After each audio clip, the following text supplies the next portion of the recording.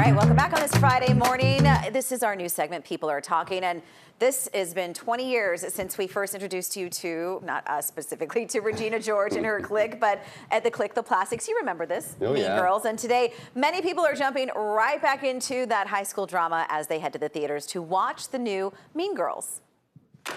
May I have everyone's attention, please? We have a new student. So the remake mixes elements from the original movie and the Tony-nominated Broadway musical. So they're singing in it. Many people remember Mean Girls as a highly quotable movie filled with silly high school girl drama, but it really does shed a light on a very important issue when it comes to bullying, which obviously it focuses on a group of girls, but this is for any kid dealing with high school, junior high, even sometimes elementary school. Well, and I love that they updated the film at first. I don't always love reboots or remakes, but, technology has changed. One of our staffers said, look, we live in a different world now. We live in social media. They didn't have TikTok when the last film was out. And so those are new dynamics that are now being addressed in the film. And normally you wouldn't say that this is like a family film where you go with your kids, but I actually think it would be a really good tool to go with your kids so you can see how they remade the movie to be up with the times and then have that conversation after the movie. I love that you say that, conversation starter. Well, ahead of the release, a lot of you posted about Mean Girls on X. One user said, Mean Girls is so far the best movie to actually address female bullying and toxicity, where most movies either downplay, simplify, or ignore. Clueless is great, but Mean Girls has the lines, the writing, the acting, Lindsay Lohan at her prime, and resonance. Even guys like this movie. Another user posted, my daughter is dealing with a lot of stressful bullying, and watching the film helped her process some of that in a different way. That's why when people say we didn't need a new version of Mean Girls, I very much felt like this generation actually and really does need this in their lives. So how do we deal with real-life bullies? Local psychologist Alicia Del Prado joining us now this morning. Alicia, thank you for coming in. Thank you for having me. So oftentimes when you look at bullying, I feel like parents don't even know that they are raising a mean girl. They don't know that, when their daughter steps into the classroom or in that high school setting, that they're completely different than what you would see at home. So what are some signs that we can clue into as parents?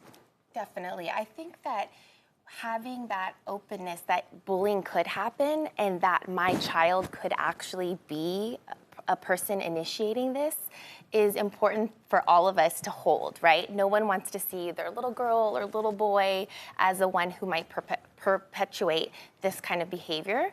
However, with that openness and listening, we can see the signs.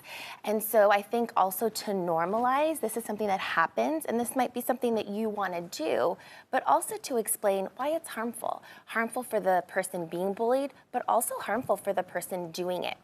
I'll also add that looking underneath, what's behind this mean behavior? And often it's functional for them, even though it's harmful. And so being able to unpackage what's going on. Yeah, personally, I remember when I was in high school, my parents were going through a divorce, and it was really easy for me to kind of take on that mean girl role because I was hurting inside. And so when you say unpackage it, it's such good advice for parents to constantly clue in. Well, and bullying is a dynamic, right? There are so many pieces when you start to take it apart. Each scenario has each little different dynamic. One that I'm interested in, I have two teenage boys, twins that are 15, their 11-year-old sister. I want my boys to grow up to learn to advocate for the girl, for the boy that they see as being bullied. Talk to me about advocacy and how I can teach my boys that they're a part of this problem where the mean girl dynamic is concerned. So I think that appropriate self-disclosure with our kids is a way to start with that. So Nicole, you gave an example from your childhood, and if you can share with your children, again, in developmentally appropriate language, how you handled meanness, or maybe a time where you're not proud of, it kind of shows that we're human too. I know that when I talk to my boys, they often feel like I'm lecturing them.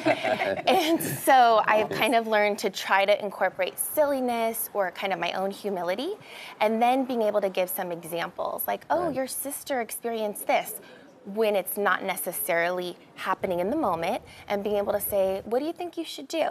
So we want to try not to like rescue our children and give them kind of a prescription for how to behave, but we also want to give them some tools. So I might give some hypothetical language. Gosh, if I was there, I might want to say this. Yeah. And usually they're going to reject that and be like, oh, Mom, nobody says that. Oh, Dad, nobody says that.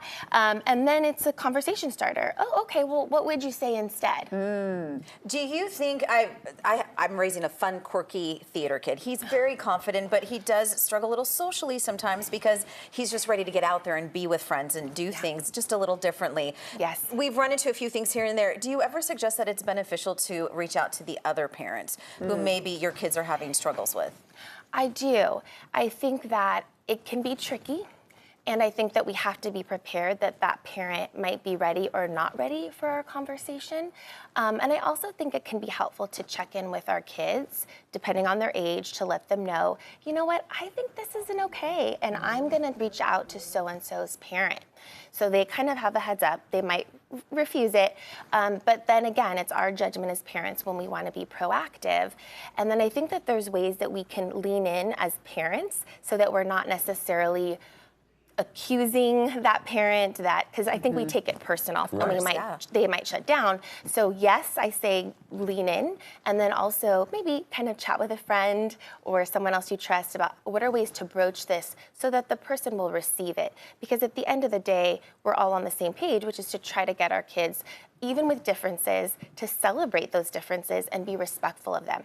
We don't have to like each other all the time, but having respect and integrity for each other is something we're trying to do. Dr. Alicia Del Prado, such important and useful information. Thank you for joining us this morning. Thanks for having me. Thanks for being a nice girl. Yes, I know.